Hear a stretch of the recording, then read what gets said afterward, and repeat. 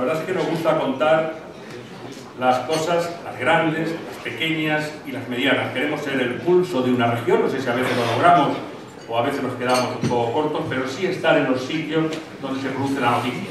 La noticia se produce, claro está, cuando hablan los líderes políticos, cuando hablan los responsables, pero también las noticias se producen cuando hay un problema en Puerto Llano, con los trabajadores, como el Cogás, o como el otro día estábamos haciendo un reportaje en el Cotolengo, en Albacete, y ahí que veo a Manuel González Ramos y me digo Agustín Moreno, pues donde hay cola de gente que tiene que ir a comer allí a diario, y gente que tenía empleo hace un mes y que ahora no lo tiene y que tiene grandes dificultades, y por tanto esas cosas que no son pequeñas, pero que sí es el día a día de una región, el día a día de los ciudadanos, es lo que verdaderamente nos ocupa.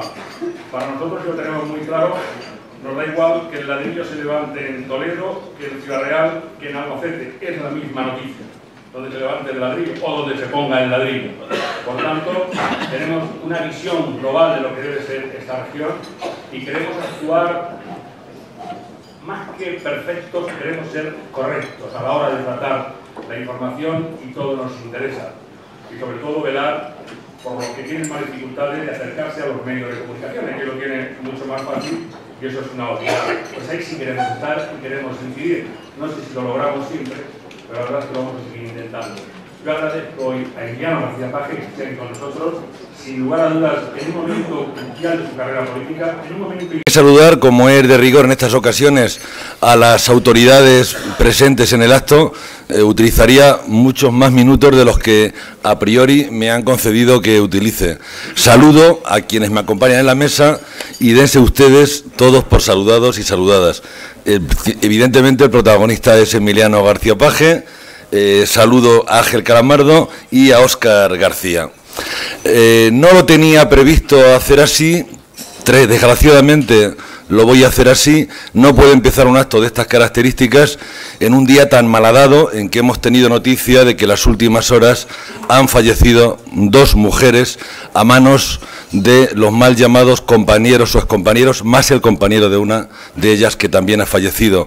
El día que tengamos que ver o que empecemos a ver como rutina el recuerdo de personas asesinadas de una manera tan vil, el día que dejemos, por ejemplo, de considerar como rutina ordinaria el que hayan fallecido hace escasas horas también, hace escasos días, un grupo de personas que en busca del paraíso quedaron bajo las aguas de ese mar asesino también, de esos 7 bebés a cuyas madres no van a poder llegar nunca a sus regazos, hace, repito, que yo tenga que acordarme esta mañana de ellos, de ellas, y sé que ustedes comparten ese recuerdo. No voy a recurrir al manido chiste de presentar a Emiliano como el impresentable, porque ya se ha utilizado muchas veces esa anécdota. Por otra parte, tampoco es complicado presentar a Emiliano García Paje Sánchez, Emi para algunos y Paje para otros. Toledano de nacimiento, casado con una puertollanera, Yolanda, hija de mi amigo Ramón Fernández Espinosa, que fue alcalde de Puerto Llano. Padre de 2 hijos, Raquel y David. Nació en junio de 1968, o sea, tiene 46 años y es un Géminis. Emiliano significa, si su procedencia se averigua en el griego, amable, y si es en el latín, porque en las dos lenguas tiene sus orígenes, según dicen los diccionarios, es trabajador laborioso. Es licenciado en Derecho y, utilizando la jerga al uso, Emiliano es un animal político. No lo digo en el sentido generalista, filosófico, aristotélico, sino en relación con su afición a la política y con el tiempo que lleva en política. No estaba llamado para ser paje, en este caso, paje con J, lo que no es nada deshonroso, sino al contrario. Empezó a asumir tareas de responsabilidad institucional desde muy pronto. Ya fue concejal socialista en 1987 por el Ayuntamiento de Toledo. En 1997 fue elegido secretario general provincial del PSOE en la provincia de Toledo, cargo que ostentó entre el 97, comentado, y el 2012. En los gobiernos de Bono y Barreda ha desempeñado diferentes cargos importantísimos. Ha sido portavoz del Gobierno, consejero de Obras Públicas, consejero de Bienestar Social, consejero de Relaciones Institucionales y vicepresidente. Es alcalde de Toledo desde 2007. Por cierto, es el primer alcalde socialista que repite mandato en Toledo. Y también el primer candidato socialista a la alcaldía de Toledo que obtiene más votos que cualquier otro partido, cosa que sucedió en 2012. Diputado regional entre 1999 y 2007, senador desde 2011, secretario general regional del Partido Socialista Obrero Español desde febrero de 2012. Emiliano, a estas alturas casi suena butad el verbalizarlo, es un enamorado de Toledo. Lleva en la sangre a la ciudad de las tres culturas. Asedió, literalmente asedió a José María Barreda cuando Barreda era presidente de Castilla-La Mancha para que de la Junta se financiaran inversiones cuyos proyectos le presentaba Emiliano a José María Barreda. Y lo sé de primera mano. Casi siempre intervino y demandó con pleno éxito. Y también, además de enamorado de Toledo, es un enamorado de Castilla-La Mancha, por convicción personalísima, está muy claro, y también porque mamó esa inclinación cuasi patológica hacia la tierra de Bono y de Barreda. He compartido con Emiliano muchísimas reuniones, por ejemplo, de comisiones ejecutivas regionales, lo he escuchado en innumerables congresos, en comités regionales, donde era preceptivo y era consuetudinario que interviniéramos siempre los secretarios provinciales y allí lo escuchábamos. He estado con él entre las bambalinas de eso que llaman aparatos, todas las organizaciones tienen su propia nomenclatura, labor de EMI, estuviera donde estuviera, si acudieras a la reunión que acudieras donde EMI estuviera presente, siempre ha sido escuchada con expectante atención porque siempre aporta algo nuevo, siempre aporta algo distinto y yo diría, si me permiten, algo necesario. Relatar las cualidades así en el bote pronto y en el poco tiempo que se dispone un acto de estas características, cuyo protagonismo esencial le corresponde a Emiliano, hablar de sus cualidades no es absolutamente difícil, para mí es muy fácil. Por relatar algunas de ellas, diría que destaco la cualidad de la tranquilidad, de la serenidad, en sus acepciones de seguridad sensata.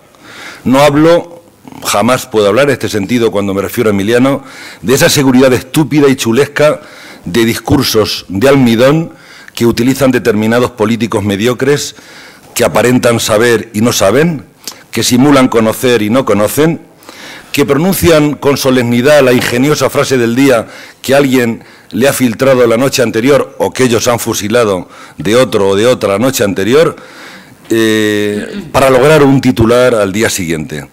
Se pueden hacer 1000 taxonomías de la clase política. La que describo, la que acabo de escribir, abunda en este tiempo de titulares evanescentes como el de ahora, y no de la letra pequeña, que para mí es la importante, la que da contenido al discurso y a la acción política.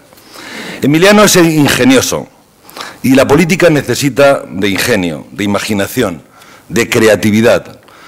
Necesita estas cualidades de la política de manera permanente y en cualquier época o tiempo histórico. Y menos, la política necesita mucho menos de modorra amorfa, cosmética y repetitiva que tanto aburre a la gente. Entiendo que no se debe llegar nunca a tener que arrepentirse, entiendo yo, y lo entiende Emiliano, y doy fe de ello, por el mucho tiempo, como comentaba, pasados a su lado, entiendo que no se debe llegar nunca a tener que arrepentirse uno más por lo que no ha hecho que por lo que ha hecho. Porque a Emiliano le van los compromisos serios más que la martingala, y por utilizar una palabra que se está utilizando mucho en los últimos tiempos, más que el postureo. Y bajo ese halo de aparente timidez, él se ha definido a sí mismo muchas veces como tímido, quizá la timidez sea real en este caso, se esconde un hombre simpático, dicharachero, amable, cuando el vinagre, la causticidad, la mala leche, sobre todo la que se dirige al adversario, suele ser bien aplaudida entre los propios, ¿verdad? Emiliano es comprometido, posibilista, arriesgado. Le gusta atacar los problemas de frente. Aquí resulta difícil no evocar aquella frase de Tarradellas cuando decía que había dos clases, esencialmente dos clases de políticos, los que crean problemas y los que los solucionan. Emiliano es precisamente de estos últimos.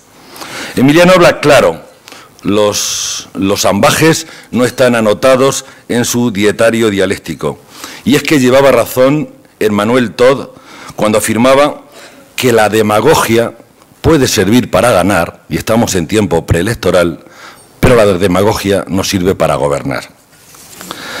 No es Emiliano de los que reniegan del pasado, como si la negritud, la completa negritud, estuviera invadiendo toda nuestra historia democrática. Estamos acostumbrándonos a hablar del inmediato o mediato pasado, con planteamientos plomizos, esquivos, refractarios. Tampoco es de los que utilizan el sofá, el pasado como sofá, más que como trampolín, como diría Harold Macmillan. Porque Emiliano sabe que la política, como la vida misma, es cambio, es progreso, y digo progreso en todas sus acepciones. Y el afán de cambiar no tiene por qué estar asociado definitivamente o necesariamente a lo disruptivo o a esa neofilia cuasi patológica que padecemos ahora mismo. Emiliano es de natural moderado, y también es moderado, y por consecuencia es moderado en política. Se hace difícil no radicalizar ideas y formas cuando parece que lo extremo vende ahora mucho electoralmente.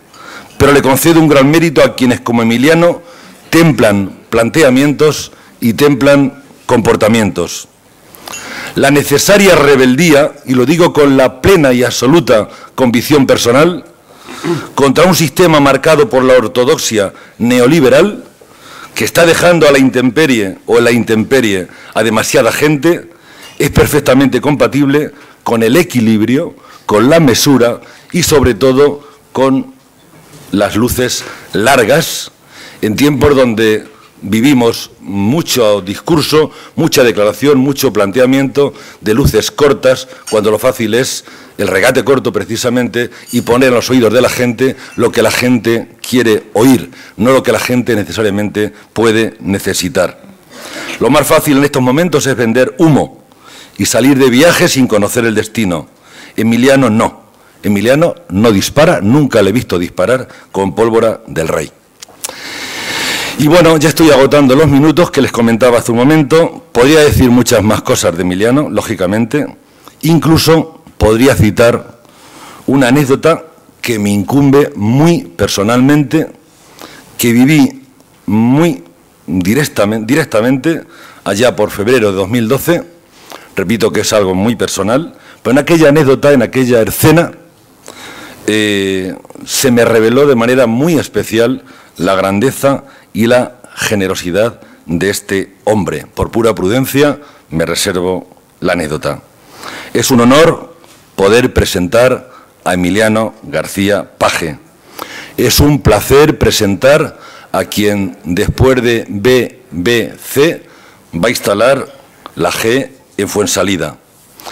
Y como he dicho muchas cualidades de Emiliano, podría decir también defectos, que los tendrá, pero se me ha olvidado preguntárselos a su mujer. Salud, muchas gracias. Tienes la palabra, querido amigo Emiliano García Paje Sánchez.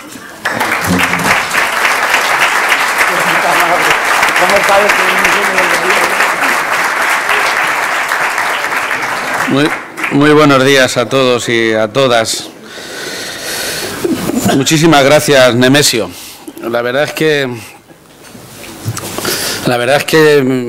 me ha emocionado tu presentación. No es Nemesio de las personas que hagan las cosas por puro protocolo. Entra en el fondo de los asuntos, incluso cuando esos asuntos no son de los que le gustan. Como conoces a mi mujer, tienes ocasión perfecta para preguntarle los defectos. Incluso me los puedes preguntar a mí, que algunos puedo hasta destapar hoy mismo. Uno, espero que no sea el que se manifieste, es aburrirles.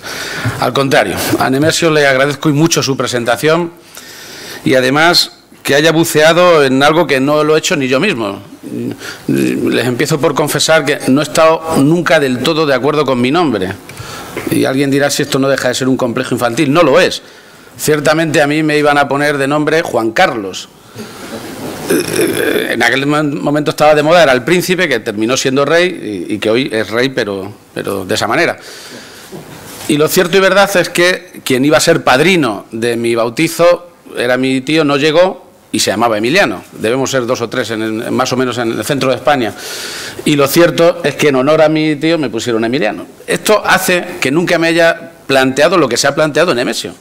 Y parece mentira, con 46 años. Nunca me he preguntado qué significa realmente, de manera que me congratulo y mucho, me alegra que signifique amabilidad y trabajo. Me identifico plenamente, quizás con esa circunstancia de la vida que me llevó a tener un nombre que seguramente no era el pensado, pero que con el tiempo me he ido identificando. No sé, incluso he descubierto que hay un día que hay un San Emiliano, cosa que, créanme, hasta hace muy poco tiempo tampoco sabía. No pretendo ser santo, ni serlo hoy tampoco. Es más, probablemente diga alguna cosa que resulte dura. Créanme que por muy dura que sea la cosa que pueda decir hoy, nada comparado con la dureza de la vida que nos está tocando en estos últimos años. Hay mucha gente que ha trasladado incluso el concepto de moderación, de tranquilidad. Se ha corrido mucho ese planteamiento de un lado para otro, se ha movido, porque ser moderado hoy no es lo mismo que serlo en la época de vacas gordas, y no es lo mismo que serlo en la época de la transición, hoy por algunos tan criticada y sin embargo tan clave en nuestro futuro, ¿no? Y en nuestro presente actual. Lo cierto y verdad es que me identifico con esas palabras. Quisiera ser claro y empiezo por serlo hablando de lo que hablaba Nemesio. Es muy difícil empezar hoy, después de un puente, sin tener presente que ni siquiera el puente ha respetado la vida de 2 mujeres. Este es un problema que quiero traer a colación por 2 cosas. La primera, porque no se olvide, porque es importante que venzamos esa estadística que hoy precisamente escuchaba en la SER, de que un porcentaje mínimo de las denuncias que se plantean en casos de malos tratos lo es de los entornos. Hace muy pocos años, en realidad, se hacía broma en los bares y se hacía broma en muchos espacios públicos sobre el problema de los malos tratos. Pero es verdad y es justo decir que si en algún sitio de España empezó la batalla para ganarle definitivamente la guerra a los malos tratos, fue en esta tierra.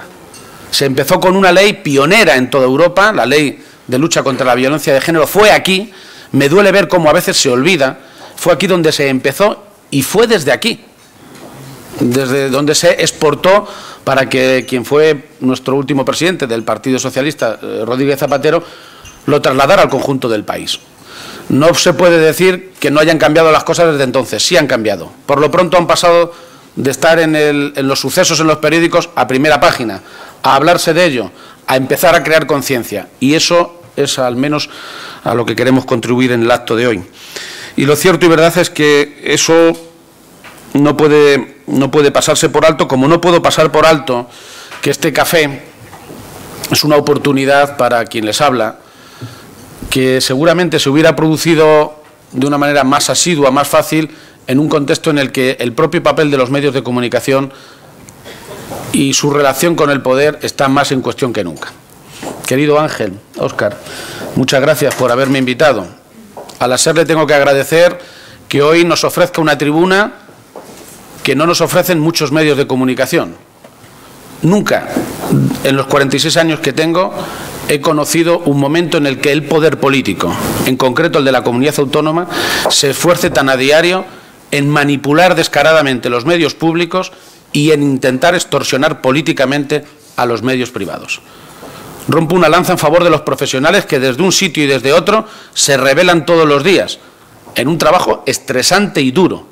Estoy convencido de que esta época negra terminará pasando, pero créanme que es muy difícil levantarse todas las mañanas y llevar, menos hoy, que no he podido por lo temprano del viaje, llevar a mis hijos al colegio y tenerles prohibido que escuchen algunas emisoras de radio o puedan siquiera hablar de algunos medios de comunicación, porque literalmente se pasan el día inventando, mintiendo, manipulando y, lo que es más grave, insultando. Es muy grave que después de tantos años de experiencia democrática podamos padecer la manipulación de los medios de comunicación hasta un punto que es una de las consecuencias, a mi juicio, más graves que la crisis económica, la necesidad, en definitiva, de seguir viviendo, le trae a los medios en relación con el poder político. Y la expresión en Castilla-La Mancha la rompen algunos medios y por eso, Ángel, os doy las gracias. Os atrevéis a hacer preguntas que seguramente no todo el mundo se hace. A mí me podéis preguntar, por ejemplo, no hace falta porque ya lo voy a decir, ¿cuál es mi nivel de compromiso con Castilla-La Mancha en los próximos años? Íntegro. Tengo tomada la decisión de dedicarme íntegramente a la comunidad autónoma en los próximos años. Íntegra y exclusivamente a la comunidad autónoma en los próximos años. Creo que soy de los pocos medios que podéis hacerle la pregunta también a la presidenta de Castilla-La Mancha. Si pierde las elecciones, como creo que va a pasar, incluso creo que es más fácil que las pierda ella que las gane yo, si es así, ¿se va a quedar en la oposición? ¿Se va a quedar en la oposición? Es una pregunta que no tiene nada de retórica, créanme. Es importante saber exactamente cuando se va a un debate político y a un proceso electoral cuál es el papel que quiere jugar uno y otro en función del resultado, no decidirlo después del resultado. De manera que ese compromiso debía ser inicial y además debería ser sagrado. Digo aquí y además de manera íntegra, porque la responsabilidad de una comunidad autónoma exige dedicación absoluta.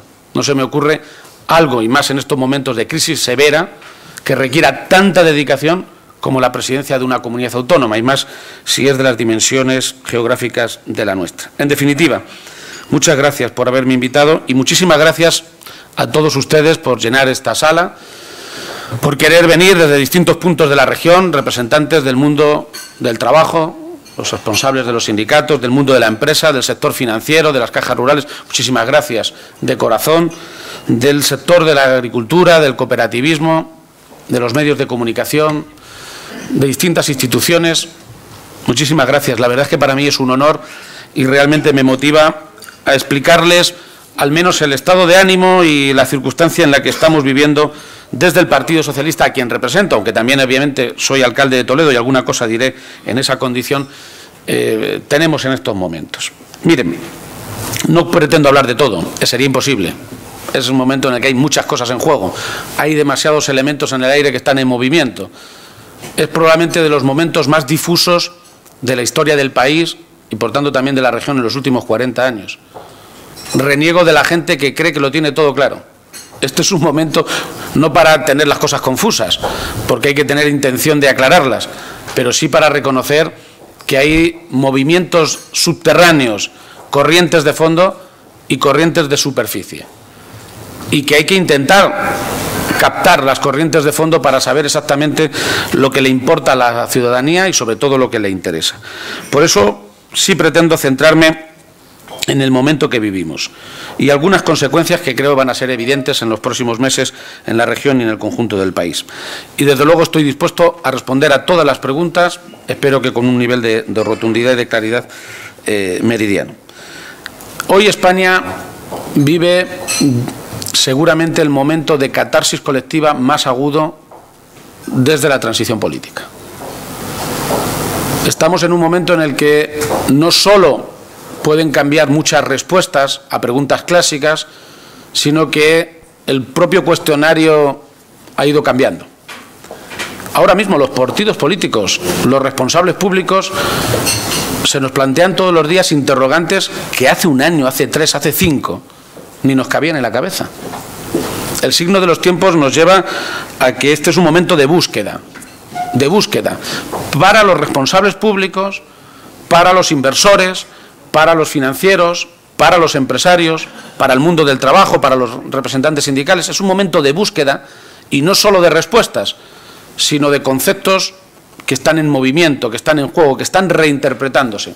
A veces tengo la sensación que nos pasa como de vez en cuando le pasaba a mi teléfono, ahora me lo han cambiado, afortunadamente va bien, o como le pasa a los ordenadores, que hay momentos que se terminan bloqueando y fíjense qué difícil es. La solución que te da la alta tecnología es meter una agujita en un agujero muy chiquitito para que se resetee. En el fondo, a veces parece que estamos buscando cómo colarnos por la rendija en la que esté la solución. Sin duda, hay mucha gente que está jugando a que España se resetee, sin perder de vista que cuando el aparato se resetea, en realidad termina volviendo a su estado natural. Vuelve a la calma, vuelve vuelve incluso a un escenario previsible, a un escenario tranquilo. Hay momentos donde la sociedad se convulsiona, donde se colapsa y tiene que hacer una relativa, una razonable catarsis colectiva. Me gustaría que la catarsis que se haga en España no sea solo superficial. Y cuando digo superficial, que afecte al papel, por ejemplo, de los partidos políticos, o que afecte a la relación de los sindicatos con el mundo político o de las cajas de ahorro. No, eso sería importante. Yo creo que es importante también que tome conciencia la sociedad española, el ciudadano de a pie, de cuál es su papel real en una sociedad que se basa en el voto, que se basa en la opinión libre y secreta expresada cada 4 años y que termina decidiendo casi todo, aunque nos parezca que no es así. Las claves, en definitiva, desde mi punto de vista en esta catarsis, son 3. Cómo recuperar la autoestima y la confianza que como pueblo creo que hemos perdido en estos últimos años. Este ha pasado de ser, en cierta medida, yo creo que si España tuviera un signo zodiacal casi sería como yo, Géminis. No porque le gusten las dos cosas al mismo tiempo, sino porque puede pasar de un estado a otro, de una opinión a otra, conciliándolas, que ese es el signo en realidad. Pero lo cierto y verdad es que España ha vivido años de una autoestima colectiva extraordinaria, parecía que nos comíamos el mundo, y sin embargo, tanto la comunidad autónoma como el país han entrado en una fase a veces de fatalismo, que hay que combatir, porque además de ser irreal, produce efectos muy nocivos para el proceso de recuperación económica, y no solo económica, también moral. ¿Cómo recuperar, por tanto, la autoestima y la confianza como pueblo? ¿Cómo recuperar el consenso social y político? Yo creo que hay que reinterpretar las bases para la convivencia. Tengan en cuenta, en estos últimos años se han roto muchísimos puentes que dábamos como pilares esenciales de cualquier convivencia y de crecimiento. Donde antes era elemental que 2 partidos políticos se dejaran de discutir, el bipartidismo famoso, dejaran de discutir, y te lo decía la gente por la calle, dejaros de tonterías y esto arreglarlo, ahora resulta que está mal visto, que esto se arregle entre solo 2 partidos. Donde antes era absolutamente normal coincidir y preceptivamente con los sindicatos o con los empresarios en una mesa para poder pactar, ahora resulta que eso termina siendo una rutina burocrática alejada de la opinión popular. Porque se ha cuestionado, incluso desde el poder, el papel de los interlocutores sociales, singularmente, y muchos de los sindicatos, a los que agradezco especialmente su compañía. Por tanto, hay muchas claves, muchos puentes que se han ido rompiendo, algunas de manera deliberada. Hay gente que en este país pesca bien a río revuelto, pero cuando el río se revuelve más de la cuenta, resulta que no termina donde pescar. Y eso es algo que le está pasando, a mi juicio, al partido en el gobierno. Por eso quiero enumerarles algunas pistas para hacer un poco camino. Poner cunetas. Uno de los debates más difíciles que tenemos ahora mismo es que la gente no termina de identificar la opinión de los interlocutores sociales, porque hablamos casi de todo y a veces más pensando, como decía Nemesio, y coincido, en mañana, en el titular, que en la perspectiva. Para tener camino, es decir, para no ir por campo a través, para no ir por un barbecho, hay que trazar cunetas. Y es mejor tener un camino con las cunetas claras, dónde no meterse, dónde no pisar, que simplemente pensar que vivimos en un camino donde todo es posible, en un terreno donde todo es posible. No es así. Y la principal obligación, aun a riesgo de perder votos o de perder popularidad de cualquier responsable público, es intentar trazar un camino e intentar convencer a que la gente se meta en ese camino, vaya contigo de la mano en el mismo camino. Ahora proliferan formaciones políticas que no quieren tener un camino concreto, ni delimitar las cunetas. Tienen miedo a tener un camino, porque en el camino pueden no encontrarse con mucha gente. Es más cómodo que valga lo mismo 8 que 80. Pero eso, sinceramente, no es útil ni para la sociedad, ni es útil para la comunidad autónoma, de lo que vamos a hablar hoy precisamente. En estas pistas que les quiero plantear, enumeraré algunas propuestas que llevaremos en el programa electoral y otras que abordaremos como debate abierto. No va a haber milagros, pero creo en las estrategias de medio plazo. No creo que podamos ganar credibilidad sobre la base de estar cambiando todos los días de criterio en función del aire que mejor suena o por donde mejor sopla.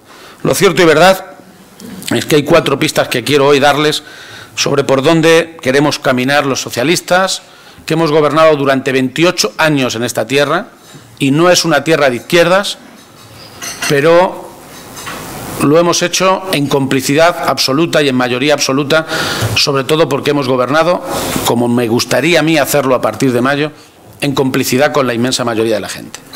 En el proyecto que queremos representar cabe todo el mundo, quizás con la excepción de los que se quieren salir del sistema y, por supuesto, con la excepción de los que utilizan la violencia o literalmente no tienen una ética de comportamiento. Son minoría, créanme, pero también sobre esto daré alguna pista.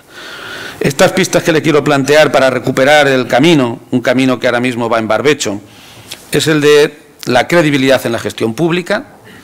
Nos queremos mover por un camino donde quede claro el rigor y el cumplimiento de los compromisos. Una segunda consideración y propuestas que les haré tienen que ver con la recuperación de los consensos y de los equilibrios.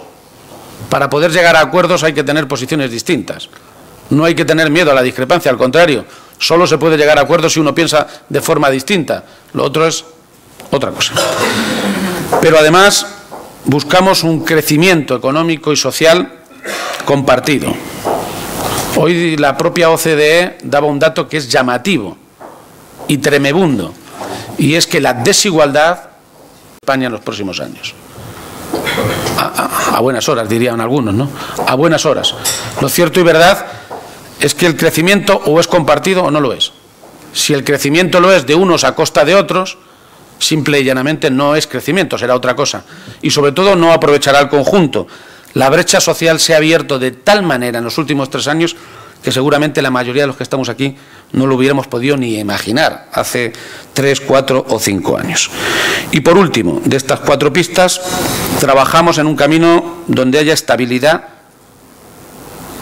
social antes que política. O mejor dicho, no puede haber estabilidad política si hay inestabilidad social. No puede haber un crecimiento serio si no hay paz laboral. Lo que antes era bueno sigue siéndolo, de hecho, bueno, aunque no esté tan de moda. Y sobre estas pistas quisiera plantearles algunas iniciativas. Por tanto, en el orden a recuperar la credibilidad de los gestores públicos, quiero decir, y así se lo plantearé a los ciudadanos en estos meses de debate público intenso, que espero que lo sea en la comunidad autónoma, me gustaría enarbolar y abanderar un pacto por la credibilidad. Un pacto por la credibilidad sobre la base de que tendremos que hacer ejercicios que seguramente son injustos porque la mayoría en este mundo que vivimos es honesta, en el mundo de la política y en el mundo de la empresa y en el mundo corporativo. Pero lo cierto y verdad es que la gente nos exige gestos quizás más allá de lo necesario, simple y llanamente porque también la realidad se ha desbordado en muchos aspectos. Fíjense que cuando empecé de alcalde, ¿me das un poquito el vaso de agua? Cuando empecé de alcalde va para 8 años en Toledo, la primera decisión que planteé, la primera, es que fuera obligatorio en el Ayuntamiento de Toledo lo que ya era obligatorio desde hacía una década en la Junta de Comunidades de Castilla-La Mancha, que es la declaración de bienes, rentas y patrimonio de los gestores públicos. Y alguien se preguntará cómo no era posible cuando ya era norma común en la comunidad autónoma, simplemente porque quien gobernaba se negaba. Esto no es que venga al pelo con las noticias que están apareciendo hoy todos los días, que nos intranquilizan y que me preocupan como alcalde, que cuando se habla de Toledo, afortunadamente hemos conseguido que se hable del Greco y de 1000 cosas, pero cuando se habla de Toledo se habla de algo que hoy mismo que estoy hablando está siendo objeto de noticia nacional.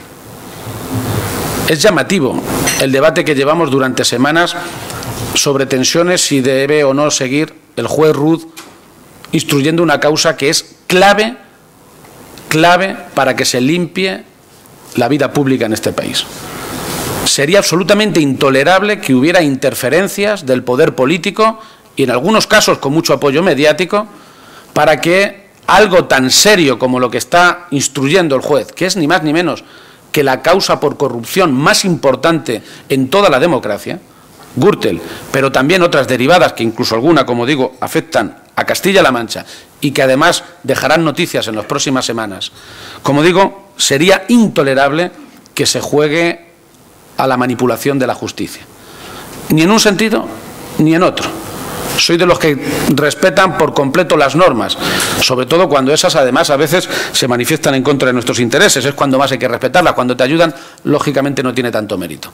Pero hoy, desde Ciudad Real, me gustaría dejar muy claro que nosotros insistiremos hasta el punto de que si la Audiencia Nacional, en relación con la pieza separada que está tramitando con el contrato de basura en Toledo, decide señalar a dirigentes políticos que hoy gobiernan en esta tierra, no solo vamos a reclamarles su responsabilidad política, sino además nos personaremos en la causa para evitar que pueda haber otro tipo de interferencias. Tenemos mucho interés en que se hable de Castilla-La Mancha y, desde luego, de Toledo de otra manera en los medios nacionales. Lo cierto y verdad es que la corrupción, amigos y amigas, aunque parezca duro, es una manifestación más de un problema de fondo mayor. Es el de la mentira. El corrupto es el que te engaña llevándose dinero. Pero en realidad la matriz del problema está en que en España se tolere la mentira. Que se tolere hablar, comprometer, decir las cosas y hacer lo contrario.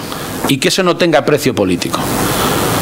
Esto no es que quiera trasladar la responsabilidad a los ciudadanos, que evidentemente todos la tenemos en la medida en que incluso en algunas regiones de España, sabiéndose como se sabe los niveles de corrupción tan altos como hay, se está votando al gobierno.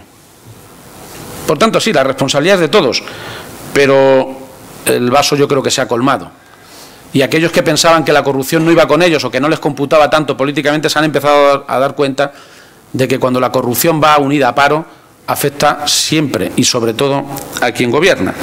Por tanto, el mayor problema es que se consienta la mentira y que resulte gratis.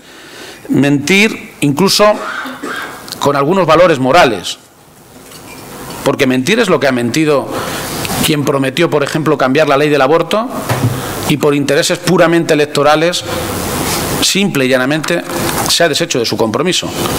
Yo no coincido con esos planteamientos, pero realmente llama la atención hasta qué punto se puede jugar con valores que para mucha gente son, en el mejor sentido de la expresión, sagrados.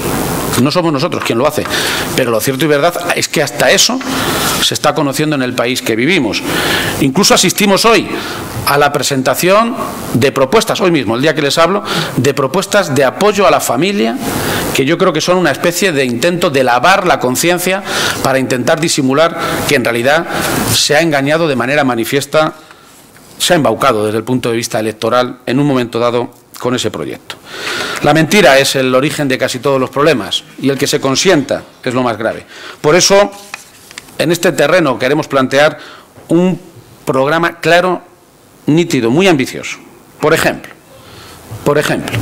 me gustaría plantear que en las Cortes de Castilla-La Mancha se cree una comisión parlamentaria que vele pública, abierta, por supuesto, no cerrada, como suelen ser habitualmente en los parlamentos. Una comisión parlamentaria que vele por la ética de los cargos públicos.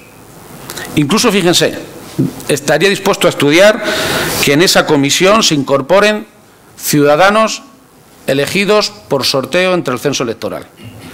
De la misma manera que descargamos la responsabilidad en los ciudadanos por sorteo para formar parte de las mesas electorales y son sagradas, creo que hoy no hay nadie, desde luego nadie que quiera venir conmigo en el proyecto, que le importe mucho que haya una comisión que garantice, que certifique el comportamiento transparente y ético de los cargos públicos en la comunidad autónoma. Es más, yo quiero, si formo gobierno, que los miembros del gobierno, antes de tomar posesión, comparezcan de forma pública y previa ante esa comisión u otra, si se creara por acuerdo entre todos los partidos políticos. Para que no estemos ni siquiera solo pendientes de que se publique el boletín oficial las rentas, que en esta región se publica siempre que hay puente o fiestas de guardar. No, para que realmente pueda verse un contraste de opinión. Y además un seguimiento por parte de una comisión que tendría que además elegir a un defensor de la transparencia. No teman, no es más gasto. un defensor que dependa de las propias Cortes Autonómicas y de una comisión que incluso incorpore, como digo, representación directa de la ciudadanía. Sí, sí, un mínimo órgano al que la gente pueda denunciar y pueda dirigir la cantidad de críticas que hay todos los días sobre el comportamiento de tal o de cual. Muchas serán infundadas, muchas serán interesadas, pero creo que en el momento que vivimos, de la misma manera que en esta tierra empezamos con la publicación de la declaración de bienes y rentas, cosa que se ha ido extendiendo a toda España, que alguien ya olvida que empezó aquí, pero fue aquí donde empezamos el strictis fiscal, como tuve el honor de hacer en el Ayuntamiento de Toledo, me gustaría que hubiera un órgano que vele claramente por el comportamiento ético, que no va a suplantar ni mucho menos la capacidad que luego tienen los ciudadanos de votar o no a la gente en función de lo que se le termine creyendo, pero que de alguna manera certifique esa calidad ética que es hoy más necesaria que nunca. Como también planteamos y llevaremos en el programa electoral algo que me alegra que haya también propuesto a nivel nacional el secretario general del Partido Socialista, Pedro Sánchez, que son certificados fiscales e incluso el sometimiento de los cargos públicos de Castilla-La Mancha a revisiones de oficio por parte de la Inspección de Hacienda. No hay nada que temer, ni nada que esconder. Ni estoy dispuesto a criticar a nadie porque tenga patrimonio, solo si lo ha conseguido ilícitamente o inmoralmente. No vamos a fomentar nunca el odio social, ni el odio al que tiene, al contrario. Ojalá y todo el mundo quisiera tener. De esa manera se puede repartir, si no se tiene es imposible repartir. Pero lo cierto y verdad es que esta decisión se plantea en una región que ha querido siempre estar abanderada en términos de transparencia y que no se va a quedar solo en los cargos públicos. Yo plantearé una normativa para que el régimen de incompatibilidades de los cargos públicos de Castilla-La Mancha sea el máximo. Empezando, por cierto, porque sean de aquí. Pero no digo de aquí nacidos, que eso sinceramente es lo de menos. Que paguen aquí sus impuestos. Ya sé que algunas veces se tacha como un poco demagógico, pero que la mitad de los altos cargos de la región paguen sus impuestos en regiones distintas, no lo planteo moralmente, pero no es razonable. Porque al fin y al cabo, quien decide los impuestos de los ciudadanos tiene que ser contribuyente en el espacio donde decide que paguen los ciudadanos. Tuve este debate en la campaña electoral última en Toledo en relación con mi oponente. Digo, a mí no me importa que alguien viva fuera de la ciudad y quiera ser alcalde de Toledo, pero es que decidir sobre los impuestos de la ciudad cuando se pagan en otro sitio, ciertamente es bastante difícil de explicar a la gente. Y hoy, sin duda de ningún tipo, este tendría que ser un requisito. Como requisito será indispensable la creación de un registro público de las actividades de la familia. Sí, sí, de la familia directa de los altos cargos, sobre todo a nivel de gobierno, del presidente y de los consejeros y consejeras. Un registro evidente y público, no les voy a decir retroactivo, pero no me importaría. Es importante eso, como establecer, por ejemplo, una normativa que impida que haya varias retribuciones por distintos cargos. Lo ideal sería un solo cargo, pero no nos engañemos. En España los cargos van encadenados. Para ser diputado provincial hay que ser concejal, por lo tanto yo no soy quien para cambiar esa ley. Pero lo cierto es que cuando se tienen distintos cargos tendría que ser imposible cobrar ni siquiera en concepto de dieta o de manera indirecta ninguna otra remuneración. Tenemos el caso aquí en la región de un presidente de la Diputación. Fíjense lo que les voy a decir, a lo mejor les parece duro, pero me parece importante.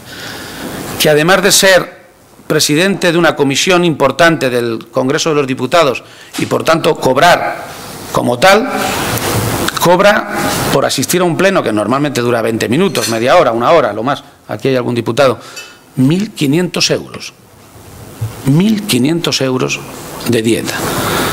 Y si además ese día, que suele coincidir, tiene pleno en el Ayuntamiento de Toledo, otros 500 más. Simple y llanamente, no me importa que pueda estar en varios puestos. Lo que me parece verdaderamente incomprensible es que se pueda cobrar por estar el mismo tiempo en unos sitios que en otros y cobrar 3 retribuciones o 4. Esto es lo que no se puede tolerar. Como es evidente que si alguien tiene un cargo público y al mismo tiempo tiene un cargo orgánico, por este segundo no debiera tener ningún tipo de retribución. al mismo tiempo que estableceremos las mismas incompatibilidades para los diputados que para los miembros del Gobierno regional. Porque lo que está pasando en esta tierra en relación con esto es que realmente se va a hacer difícil ser político. Se va a hacer difícil ser político para algunos, sobre todo para aquellos que no tengan capacidades económicas. Así son las cosas después de las últimas novedades legislativas en la región. Pero lo que me importa sobre todo es que haya una diferencia muy clara y que cuando un político está en el ejercicio de su cargo sea muy evidente toda su actividad privada y sobre todo que esté absolutamente separada de cualquier margen de relación con la administración pública, esta u otras, porque los márgenes de influencia política no se circunscriben solo al órgano en el que se está gobernando. Es decir, que los márgenes de influencia son hacia abajo o hacia arriba, a los ayuntamientos o a las grandes empresas públicas del país. En definitiva, la recuperación de la credibilidad va a exigir esfuerzos y nosotros estamos dispuestos a hacerlos, sin ningún género de duda. Como también queremos y buscamos el castigo a la mentira. Hay que cumplir con los compromisos. El primero de ellos, y no lo voy a evitar, es el cumplimiento del rigor económico, del rigor presupuestario. Ahora se está generando un debate en relación con si hay que cumplir o pagar o no las deudas. Siempre hay que pagar las deudas, porque es el mismo problema que el de cumplir compromisos.